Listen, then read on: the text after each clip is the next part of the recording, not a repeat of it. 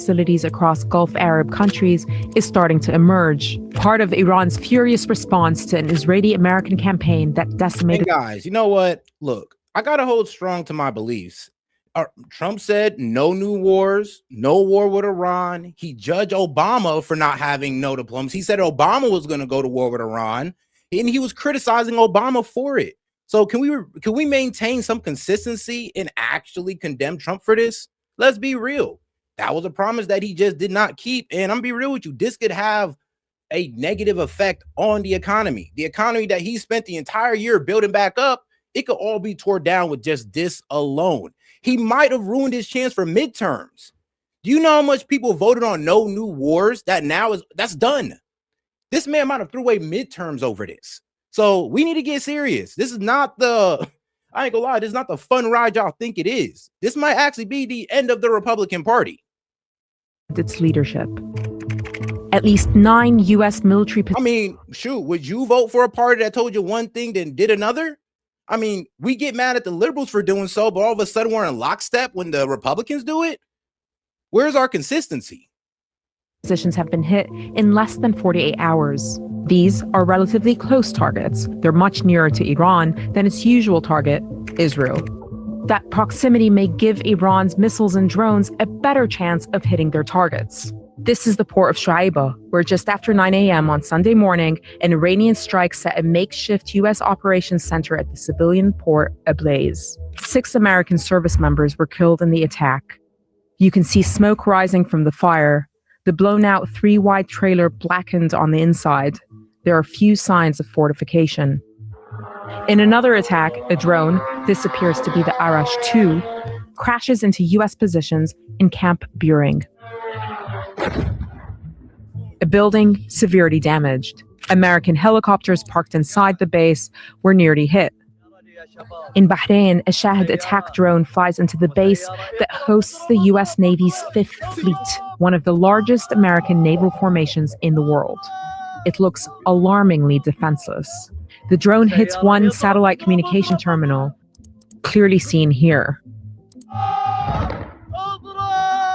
But the scale of the damage is more obvious here, warehouses and other buildings damaged, and another satellite communication terminal destroyed in a separate attack. We see this pattern of targeting throughout the region. At least 5 satellite communication terminals were destroyed. It points to a possible Iranian effort to cut U.S. bases off from the outside world. Iran used an unprecedented barrage of missiles and drones. U.S. Patriot missiles and other multi-billion-dollar air defense systems shot most of these out of the sky. But the ones that got through were enough to puncture the veil of security around oil-rich Gulf Arab states. Oh, guys, make sure to double tap that screen and like the video. Appreciate the support. Do you have any questions, comments, jokes, or disagreements? I'll be happy to engage with it and read it out loud. Just $2 and up, especially for those of you who disagree. Because trust me, I got something for everything y'all got to say specifically. Definitely you guys. And the heart of America's security infrastructure in the Middle East. We have obtained incredible new satellite imagery, and this is really important. It does show extensive damage at military bases across Iran, as you might expect, but that is what it shows. Now, we're using these images to piece together how the United States managed to kill the country's supreme leader and so many around him that they after they thought dark was light, darkness was done, they're going to have this meeting. And was taken out. The U.S., we understand, had secretly been trailing him with intelligence for months. Katie Polglaze is out front with this incredible report. With Iran very much still under attack, we've been using videos and satellite images like. Oh, so crazy. There's literally idiots who literally think, oh, they're partying in the streets. Most Iranians are in the streets. No, most Iranians are digging out their dead family members. You effing dumbass. You really sat here and thought that, oh my God, the Iranians are dancing in the street while they're getting bombed? Are you dumb? Like, bro, you think they have time to celebrate them getting bombed while a girls' school got bombed, while hospitals are getting bombed? Well, actually, you'll see what I mean, because hospital got bombed due to the fact that they bombed a building right next to a hospital, right across the street from one. And that's what we did. And you think that the Iranian people are celebrating that? Bro, is there something wrong with you?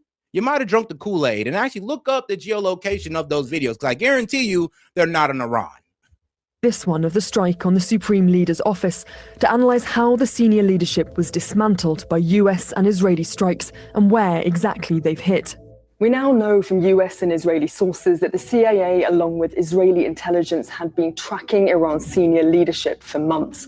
Then came intelligence about a perfect opportunity to strike in broad daylight when many of Iran's top officials would be in the same place at once. And that place was here, the leadership house and the hub of Iran's power. It's also the office of Supreme Leader Ayatollah Ali Khamenei, now confirmed dead. It's in a very old, traditional Tehran neighborhood, surrounded by government offices, scientific institutions, and museums. Khamenei was known to not leave this compound much. He was seen here in this video just last week, addressing crowds at a mosque. The Israelis say they hit 3 sites on the compound simultaneously. We found several locations that have damage. You can see a central building completely flattened. You can also see 2 craters here. This one appeared to have been targeting an underground structure, according to a former US Special Operations Tactical Advisor, Wes Bryant. Over here, you can see crowds and emergency and construction vehicles. But this wasn't the only location hit. The Intelligence Ministry headquarters was also up in smoke yesterday. And then there's this strike, right outside the house of former Iranian President Mahmoud Ahmadinejad. He has today been reported dead by some Iranian outlets. CNN has not been able to confirm his death. Ali Shamkhani, a senior advisor to the Supreme Leader, has also been reported dead by the Iranian authorities. And these guys were low-key dumb as hell. Now, look, it's either they were dumb as hell or they were just, ready to die.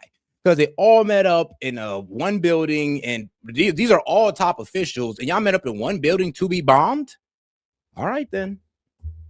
He narrowly escaped death last June when Israel struck his home in this precise targeting of a top-floor apartment. Almost miraculously, he emerged from the rubble days later.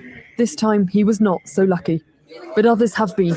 The Iranian foreign minister here, Abbas Araghchi, was away in Geneva this week. The Oman Foreign Ministry posted this picture of him meeting his counterpart just 4 days ago. That trip may have saved his life. But Iran is very much still under attack. This IDF footage from Sunday morning shows a strike on the headquarters of the Iranian Revolutionary Guard Corps, the notoriously brutal elite wing of Iran's military. What happens next remains to be seen, but Iran is aggressively fighting back. Striking multiple US allies across the Middle East, including the United Arab Emirates, fires visible here over Dubai's port area, alongside Kuwait, Qatar, and Bahrain. All right, I want to go to retired Army Major General Spider Marks now out front, head of the geopolitical intelligence. All right, guys, do me a favor and double tap that screen, like the video. Let's get more people in the conversation. And also, if you have any questions, comments, jokes, or disagreements, I'll be happy to read it out loud and engage with it. Just send a super chat, or you can send a gift to support the show. Let's keep it going. At Academy Securities. And, when you look at Katie's reporting, it's just incredible, the detail, and to look at that. Khamenei rarely left the compound where he was ultimately killed. Okay, so in a sense, as she reports, that was common knowledge, right? But the reason that they did this when they did it, we understand, is because all of the senior leadership came in here. There was probably no bigger one strike to take out all that could have existed than this one. And it should have been pretty obvious that such a thing could have happened, I guess, in retrospect. What do you think, Spider? Was there any sign that this was coming to the Iranians? They obviously did not think they had been penetrated. Totally surprised. I think it's a combination, really speculation on my part, but I think it's a combination of hubris on their part and the notion that they had been in negotiations with the administration over the course of several weeks. Oh, no, that is true, because now, guys, I need you to remember, and this is according to the Omanian foreign minister. This guy said that, when I was in that negotiation room with the U.S. and Iran, they walked away happy. Iran said that, we're not going to go ahead and make no nuclear bombs. We'll go ahead and let you have access to it and do your inspections.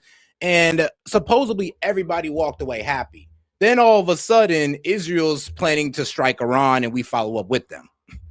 And reports at the end of last week indicate that's the only reason I can even see these guys being any type of comfortable, or like I said, it could have just been dumb, or 3, they could have just been ready to die as martyrs.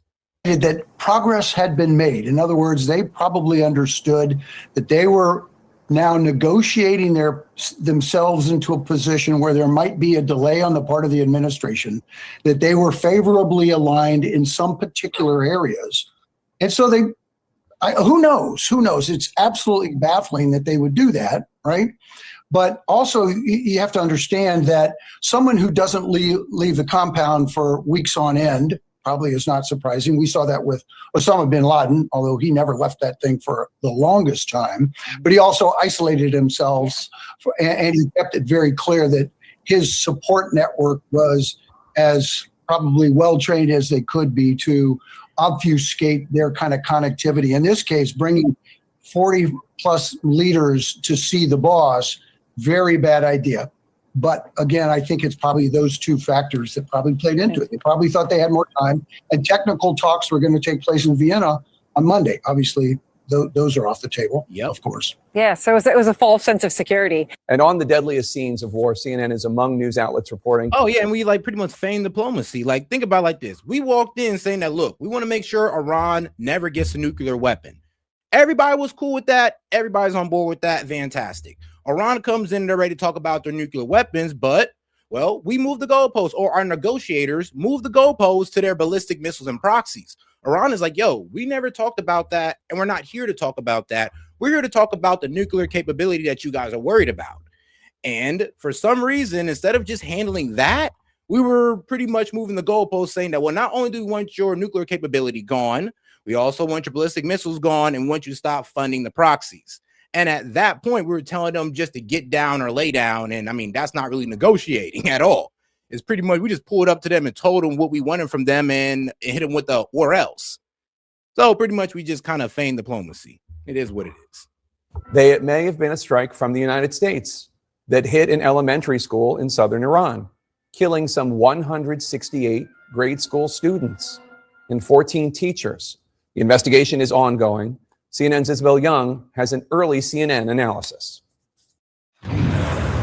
Nearly a week after a strike killed scores of students in Iran's Minab, it seems more and more likely that the US was responsible. A new satellite image shows an Iranian Revolutionary Guards base and an elementary school in southern Iran. Here you see craters in several of the buildings, including the school. They were hit. So yeah, this is why I said it looks like this could have been a mistake. I truly don't believe we're over here just bombing school just because we want to. Of course not.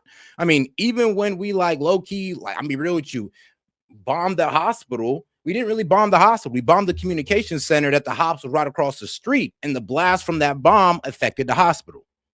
In their exact. So we're hitting key targets. We're hitting key military targets, but they just so happen to be involving civilians. I mean, it is what it is. And also one of the reasons why, look, nobody wanted this war, but for some reason, the neocons and the guys who worship Trump, who just want to switch up all of a sudden. Enters. So no new wars. Trump's going into a war. I'm all for war. Bruh. Crazy. Suggesting precision strikes, experts say. A wall separates the school and the base. Satellite images from December show dozens of people in what appears to be a handball court at the school. Reuters now reports that US military investigators believe US forces were responsible, though they haven't yet reached a final conclusion. It paints a picture of multiple simultaneous or near simultaneous strikes. It looks like these were delivered with explosive munitions, probably air delivered. I think the most likely scenario in this case is that it's a US or Israeli airstrike gone awry. It's probably a targeting failure somewhere in the targeting cycle, an intelligence failure. The Israeli military say they weren't operating in the area.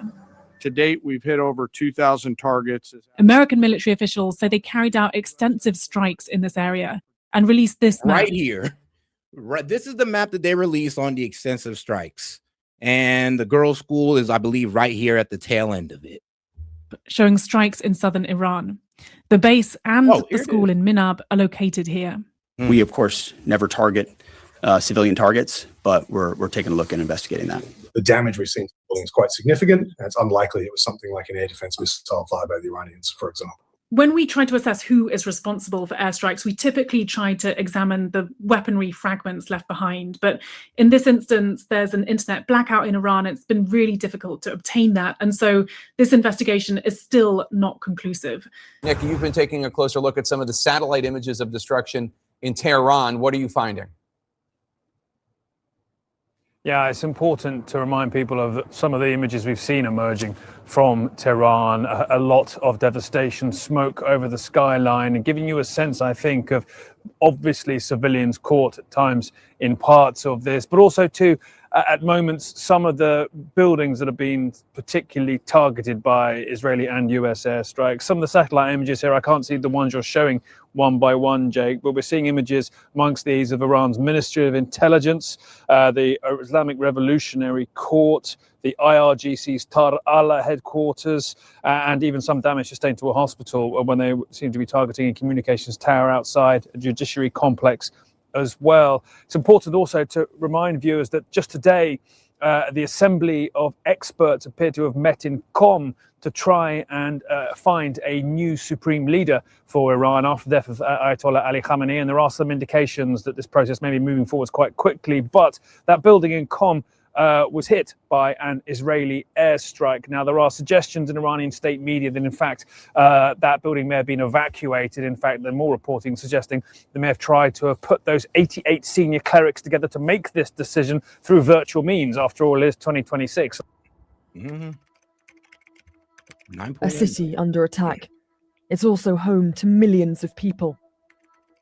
The US and Israeli bombing campaign of Tehran has been targeting intelligence complexes, police stations, and state broadcasters, but we verified videos and analyzed satellite images. Which is wild, by the way. So I understand intelligence.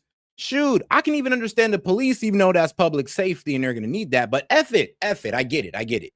But the TV station, like, really? Like, what does that kind of have to do with anything? I mean, we're just bombing their TV stations so they can't get out no type of news.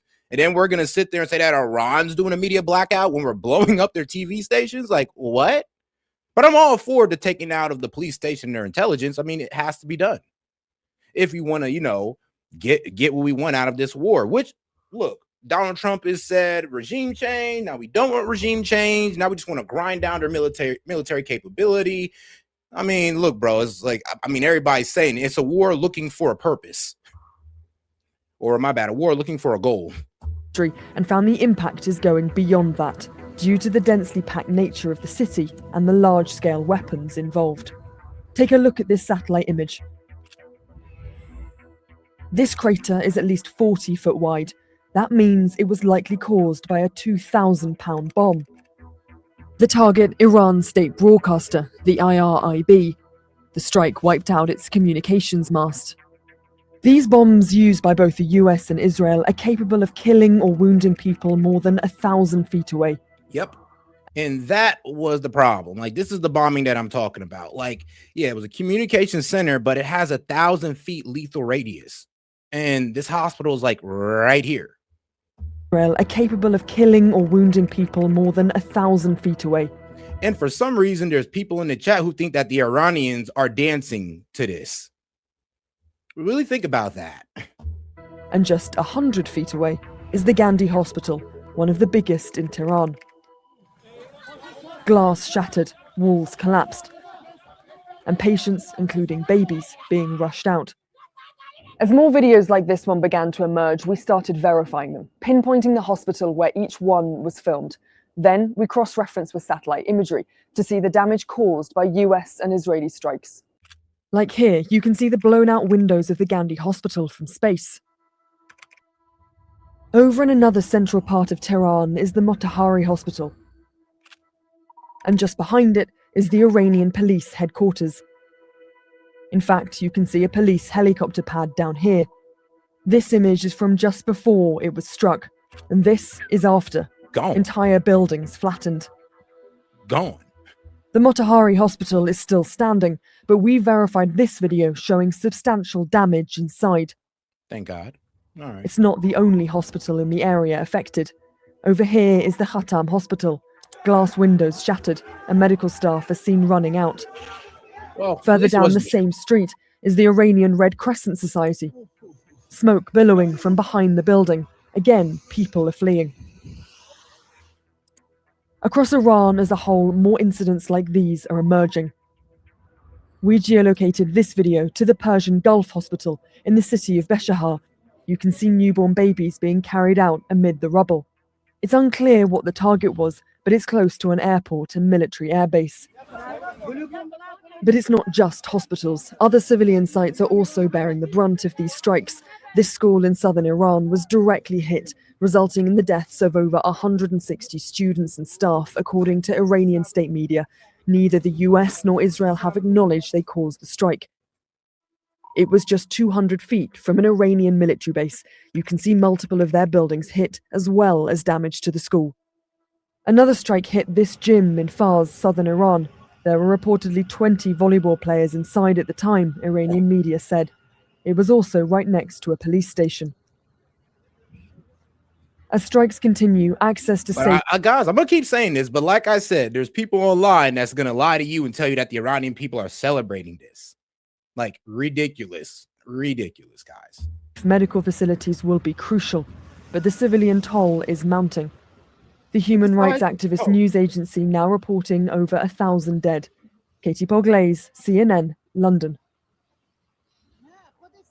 All right, CNN has reached out to U.S. Central Command and the Israeli military for comment on these strikes and the steps they are taking to prevent civilian harm.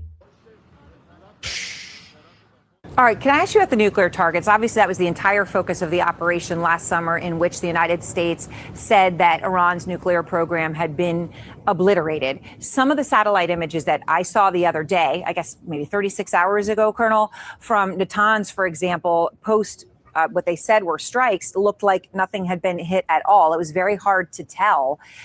Are you actually seeing targeting of Iranian nuclear sites this time? So that's a really interesting question. When you look at some of the imagery that we have right here, this is of Natanz. There is some damage to this particular area in this area, but the problem that you have is it doesn't seem to cover a lot of the other buildings that are part of that nuclear facility. So that's Natanz. There are other elements here, for example, at the Fordo site and at Esfahan, where there has been some damage to this, but we really don't have a good handle on whether or not they've actually been able to create major damage. Now, the one thing to keep in mind, Aaron, is that the B-2 bombers that were flying during the June attacks have maybe been flying just a little bit during this exercise, but they have not been able to really go in and take out anything. They haven't used those 30,000 pound bombs that they used back in June.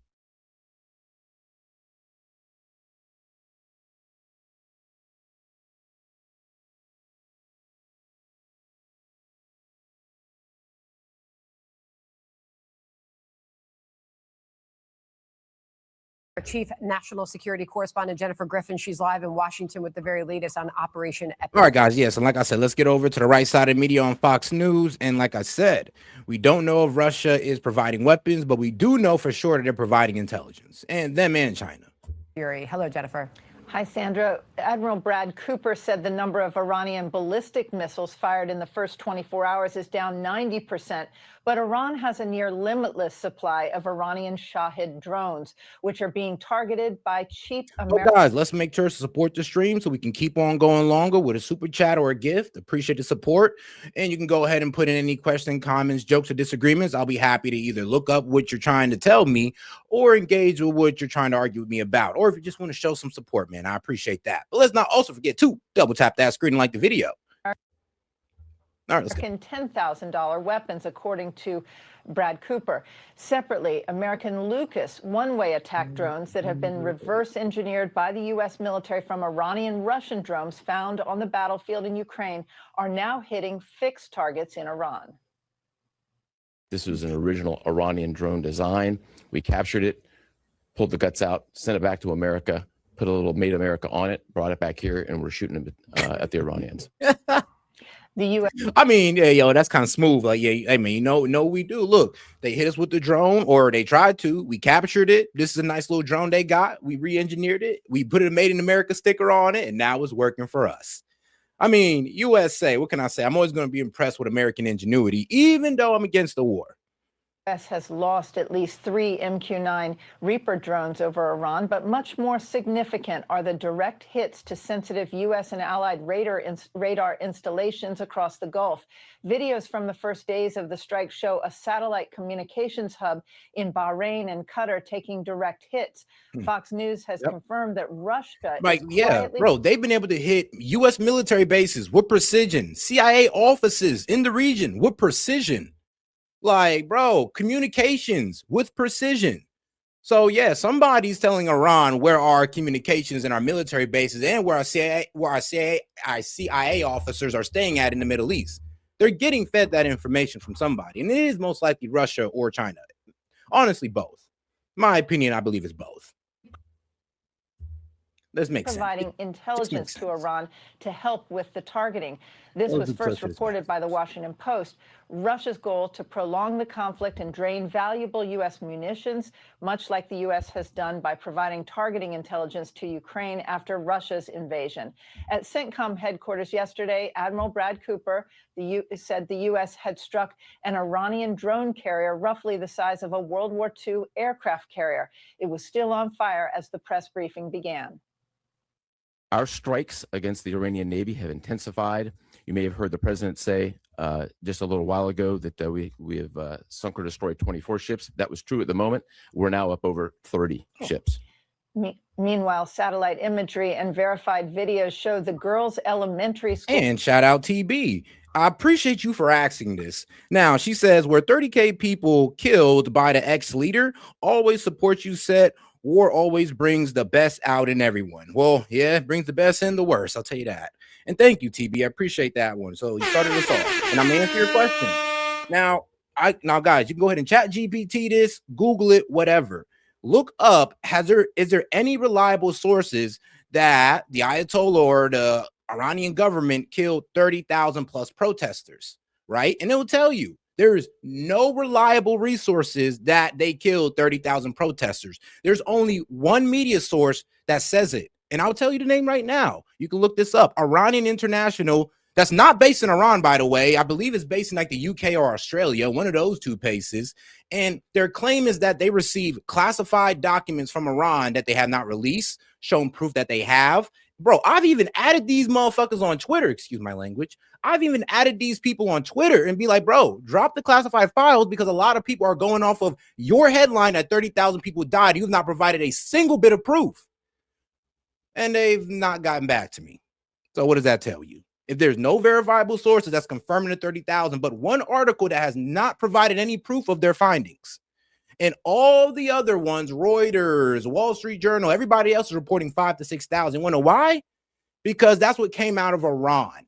And I know people don't want to believe what came out of the Iranian medical centers and all that. I know y'all don't want to believe that, but that's all we got to go off of, to be quite honest with you. And to sit there and be ignorant enough to not even, I'm be real with you. A lot of people don't even want to track down where that 30K came from.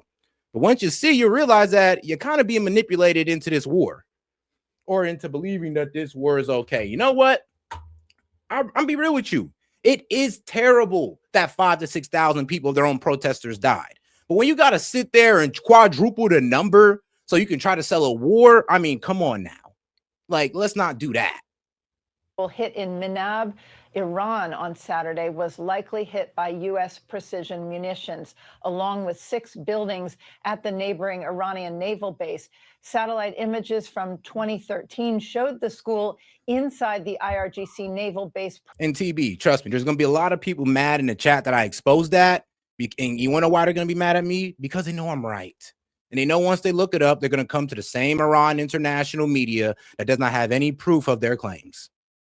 Sadly.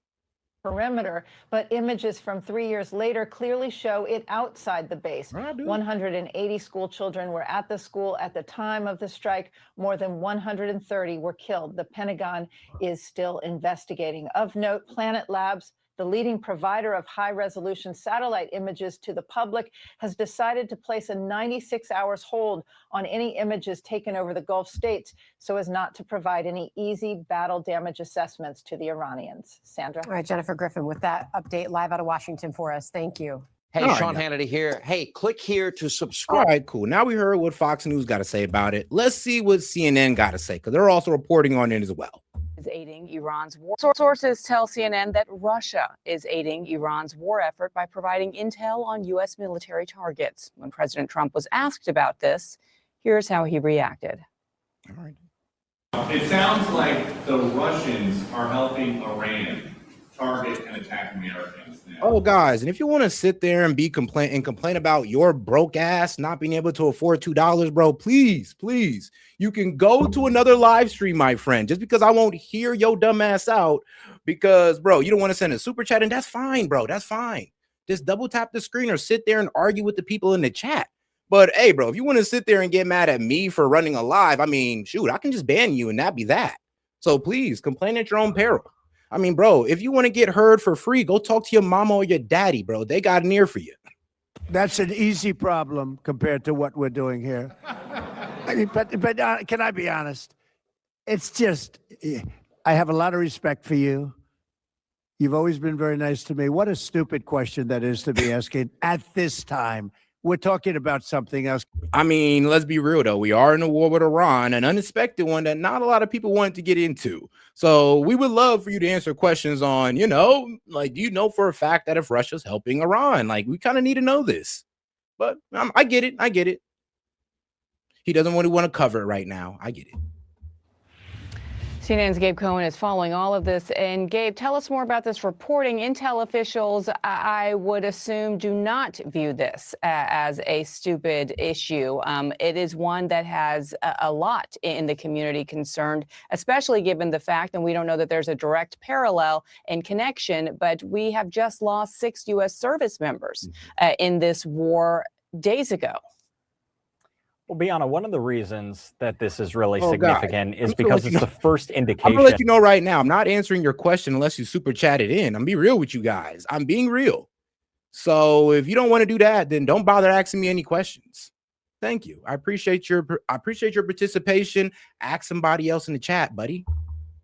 And that Moscow is getting involved in this conflict. Those sources telling CNN that Russia is providing this intel about the location of American troops and assets so that Iran can specifically target them. And much of that intelligence is coming from this sophisticated satellite system that Russia has, as Iran has been seeing their military capabilities degraded day after day from all of this fighting. True. It is important. I mean, they're having their military infrastructure struck. Like, by the day, they're losing more and more of their rocket supply by the day. So, yes, of course. How long can Iran keep going? Could it keep going in 3 days, an extra week, 2 weeks?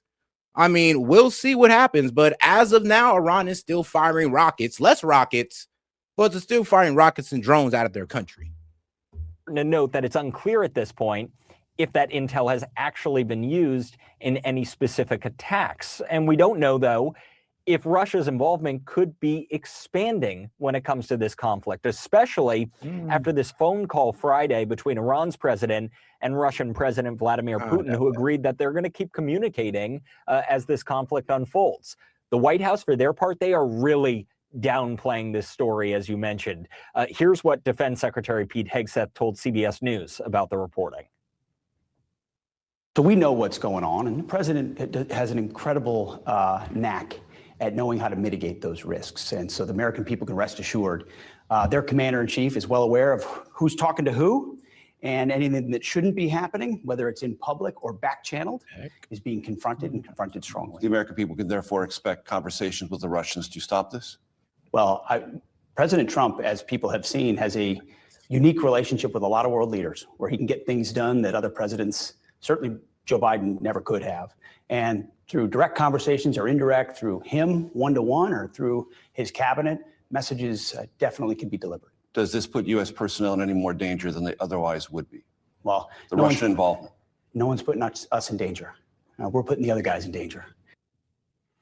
Press Secretary Caroline Leavitt also told reporters that if Russia is sharing intel, it's clearly not making much of a difference given the success of U.S. operations thus far. And President Trump also told CNN on Friday that, quote, a week ago, Iran was powerful, and now they have been indeed neutered. But beyond important to note that this administration has said over the past week that they were hoping this was going to be a 4 to 5 week war effort, though they did acknowledge that it could last much longer. we're waiting to see if that timeline could be drawn out a bit if more countries like Russia are drawn in. We'll be following it all. Gabe Cohen, thank you so much. Sources tell CNN that Russia is now providing Tehran with intelligence about the location and movements of U.S. troops, of U.S. ships, of U.S. aircraft. Sources also tell us the U.S. has intelligence suggesting that China may be getting ready to provide Iran with money, spare parts, and even missile components. Makes CBS sense. News got to ask Secretary Pete Hegseth specifically about Russia's reported I mean, it does make sense. Like, they do get a good amount of their oil from Russia. I mean, they have good diplomatic ties to Russia. Not Russia. Well, yeah, Iran. Russia has good diplomatic ties to Iran. They do buy a lot of oil from Iran, and Iran, you know, it serves their interest. So I can see why Russia would want to give them some intel. But to be honest with you, I mean, if they start sending in weapons, this is not, I mean, it will turn into a world war. Like, it'll go from regional to world war. Involvement. The average American might hear that and think that's a big and dangerous deal, is it? Well, we're tracking everything. Our commanders are aware of everything. We have the best intelligence in the world. We're aware of who's talking to who, why they're talking to them, how accurate that information might be, how we factor that into our battle plans, our CENTCOM commander. So we know what's going on, and the president has an incredible knack at knowing how to mitigate those risks. Does this put U.S. personnel in any more danger than they otherwise would be? Well, the Russian involvement. No one's putting us in danger. We're putting the other guys in danger. That's our job. So we're not concerned about that. As for the president, well, he was at a college sports roundtable today when Fox News asked him about Russia's role. This was his answer. What a stupid question that is to be asking at this time. We're talking about something else. Can we keep this maybe a little bit? Go ahead, please. Why talk about a war? For the first time, indicating Russian involvement in this war with Iran. Multiple sources familiar with the intelligence say that Russia is now giving Iran intelligence on U.S. military targets, including the locations and movements of U.S. troops, ships, and aircraft. One person said much of that intelligence consists of Russian satellite imagery. They have better capabilities than Iran does. CNN has asked the Kremlin and the Russian embassy for comment. The state news agency TASS reports that President Putin spoke with his Iranian counterpart on Friday, and during that call, they, quote, agreed to continue contacts. Joining me now, retired U.S. Army Colonel Peter Mansour, now chair of military history at Ohio State University. Peter, good to have you on. Great to be on, Jim. So this is Russia giving Iran, arguably, close to the me. most sensitive intelligence when it comes to Hey, America's shout out Columbus, Ohio. That's where I live. interests, in that it affects the location of U.S.